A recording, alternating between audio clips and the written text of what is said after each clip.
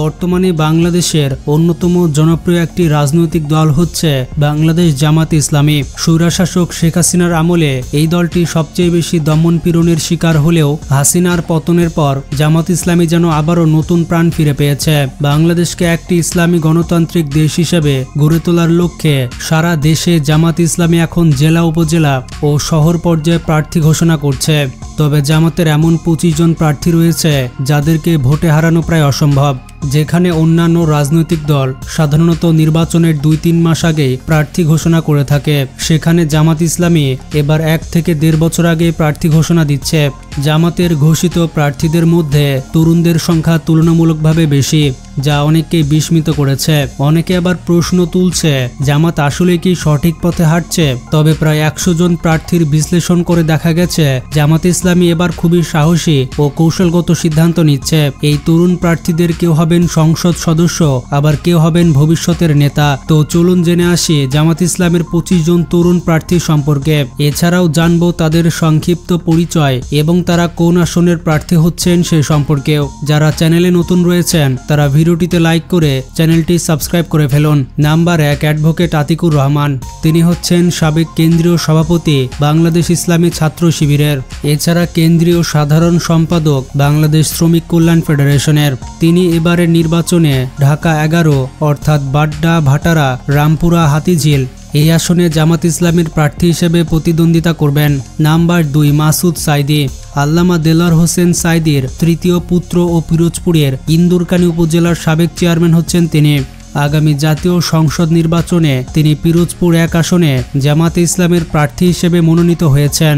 Number 3, doctor Fakhruddin মানিক। জামাতের এমন কয়েকজন নেতা যাদেরকে তাদের আসনে হারানো অসম্ভব, তাদের মধ্যে একজন হচ্ছে ডক্টর ফখরুদ্দিন মানিক, সাবেক কেন্দ্রীয় সভাপতি বাংলাদেশ ইসলামী ছাত্র শিবিরের এবং অ্যাসিস্ট্যান্ট সেক্রেটারি ঢাকা মহানগরী উত্তর জামাত ইসলামী। এবারের নির্বাচনে তিনি ফেনী 3 অর্থাৎ সোনাগাছি এবং দাগনভূঞা আসনে জামাতের প্রার্থী হিসেবে অংশ নিচ্ছেন। নাম্বার 4, মতিউর রহমান। দিনাজপুর শহর ছাত্র শিবিরের সাবেক সভাপতি হচ্ছেন মতিউর রহমান। আগামী জাতীয় সংসদ নির্বাচনে তিনি দিনাজপুর 1 আসন অর্থাৎ বীরগঞ্জ, কাহারোল এই আসনে জামাত ইসলামীর প্রার্থী হিসেবে প্রতিদ্বন্দ্বিতা করবেন। নাম্বার 5, শেখ মঞ্জুরুল হক রাহাত। বাগেরহাট জেলা ছাত্র শিবিরের সাবেক সেক্রেটারি হচ্ছেন শেখ মঞ্জুরুল হক রাহাত। আগামী জাতীয় সংসদ নির্বাচনে তিনি বাগেরহাট 2 আসনে জামাত ইসলামীর মনোনীত প্রার্থী হিসেবে নির্বাচনে অংশগ্রহণ করবেন। নাম্বার 6, মোহাম্মদ সেলিম উদ্দিন। বাংলাদেশ ইসলামী ছাত্র শিবিরের সাবেক কেন্দ্রীয় সভাপতি এবং ঢাকা মহানগরীর উত্তরের আমির হচ্ছেন মোহাম্মদ সেলিম উদ্দিন। তিনি এবারের জাতীয় সংসদ নির্বাচনে সিলেট 6 আসনে জামাত ইসলামীর মনোনীত প্রার্থী হিসেবে অংশগ্রহণ করবেন। নাম্বার 7, ব্যারিস্টার মাহবুব সালেহী। তিনি হচ্ছেন রাজশাহী বিশ্ববিদ্যালয় শাখা ছাত্র শিবিরের সাবেক সভাপতি এবং ছাত্র শিবিরের সাবেক কেন্দ্রীয় অফিস সম্পাদক হচ্ছেন ব্যারিস্টার মাহবুব সালেহী। আগামী জাতীয় সংসদ নির্বাচনে তিনি কুড়িগ্রাম 3 আসনে জামাত ইসলামীর প্রার্থী হিসেবে মনোনীত হয়েছেন। নাম্বার 8, দেলোয়ার হোসেন। বাংলাদেশ ইসলামী ছাত্র শিবিরের সাবেক কেন্দ্রীয় সভাপতি ও ঢাকা মহানগরী দক্ষিণ জামাত ইসলামীর অ্যাসিস্ট্যান্ট সেক্রেটারি হচ্ছেন দেলোয়ার হোসেন। আগামী জাতীয় সংসদ নির্বাচনে তিনি ঠাকুরগাঁও 1 আসনে জামাত ইসলামের প্রার্থী হিসেবে নির্বাচনে অংশগ্রহণ করবেন। নাম্বার 9, মোহাম্মদ ইয়াসিন আরাফাত। বাংলাদেশ ইসলামী ছাত্র শিবিরের সাবেক কেন্দ্রীয় সভাপতি মোহাম্মদ ইয়াসিন আরাফাত আগামী জাতীয় সংসদ নির্বাচনে কুমিল্লা 10 আসনে জামাত ইসলামীর মনোনীত প্রার্থী হিসেবে অংশগ্রহণ করবেন। নাম্বার 10, হাফেজ রাশিদুল ইসলাম। বাংলাদেশ ইসলামী ছাত্র শিবিরের সাবেক কেন্দ্রীয় সভাপতি হাফেজ রাশিদুল ইসলামকে আগামী জাতীয় সংসদ নির্বাচনে শেরপুর 1 আসনে জামাত ইসলামীর প্রার্থী হিসেবে মনোনীত করা হয়েছে। নাম্বার 11, রেজাউল করিম। ডক্টর রেজাউল করিম বাংলাদেশ ইসলামী ছাত্র শিবিরের সাবেক কেন্দ্রীয় সভাপতি এবং বর্তমানে ঢাকা মহানগর উত্তর জামাতের সেক্রেটারি। আগামী নির্বাচনে তিনি লক্ষ্মীপুর 3 আসনে জামাত ইসলামের প্রার্থী হিসেবে প্রতিদ্বন্দ্বিতা করবেন। নাম্বার 12, মোহাম্মদ গোলাম কিবরিয়া। ময়মনসিংহ মহানগর ছাত্র শিবিরের সাবেক সভাপতি এবং বাংলাদেশ ইসলামী ছাত্র শিবিরের সাবেক কেন্দ্রীয় বিতর্ক সম্পাদক হচ্ছেন মোহাম্মদ গোলাম কিবরিয়া। আগামী জাতীয় সংসদ নির্বাচনে তিনি শেরপুর 2 আসনে জামাত ইসলামীর মনোনীত প্রার্থী হিসেবে নির্বাচনে অংশগ্রহণ করবেন। নাম্বার 13, ব্যারিস্টার আহমেদ বিন কাসেম আরমান।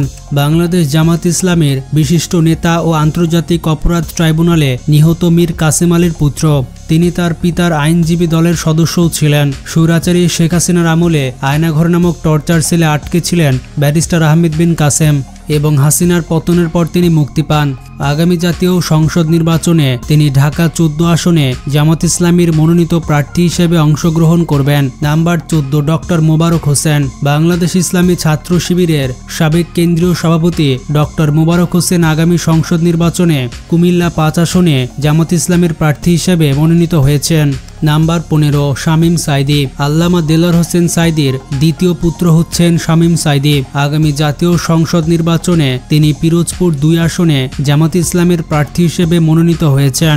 Number 16 advocate Saifur Rahman. বাংলাদেশ ইসলামী ছাত্র শিবিরের সাবেক কেন্দ্রীয় দপ্তর সম্পাদক হচ্ছেন অ্যাডভোকেট সাইফুর রহমান। আগামী জাতীয় সংসদ নির্বাচনে তিনি চট্টগ্রাম 1 আসনে জামাত ইসলামের প্রার্থী হিসেবে নির্বাচনে অংশগ্রহণ করবেন। নাম্বার 17 অ্যাডভোকেট শিশির মনির।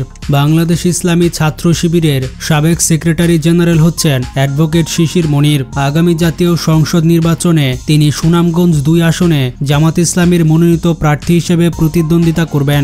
নাম্বার 18 আনোয়ারুল ইসলাম রাজু। বিশিষ্ট শিল্পপতি এবং IBWF এর কেন্দ্রীয় সহসভাপতি হচ্ছেন আনোয়ারুল ইসলাম রাজু।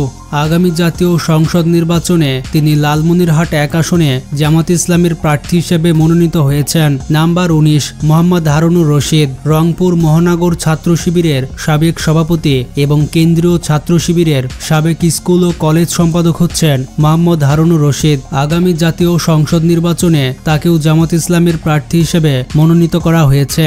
নাম্বার 20 মাওলানা জহুরুল ইসলাম। আগামী জাতীয় সংসদ নির্বাচনে চট্টগ্রাম 16 আসনে জামাত ইসলামের প্রার্থী হিসেবে মনোনীত হয়েছেন মাওলানা জহুরুল ইসলাম। Number 21 advocate Masud Parvez Russell. ইসলামী বিশ্ববিদ্যালয় ছাত্র শিবিরের সাবেক সভাপতি এবং চুয়াডাঙ্গা জেলা জামায়াতের অ্যাসিস্ট্যান্ট সেক্রেটারি হচ্ছেন অ্যাডভোকেট মাসুদ পারভেজ রাসেল।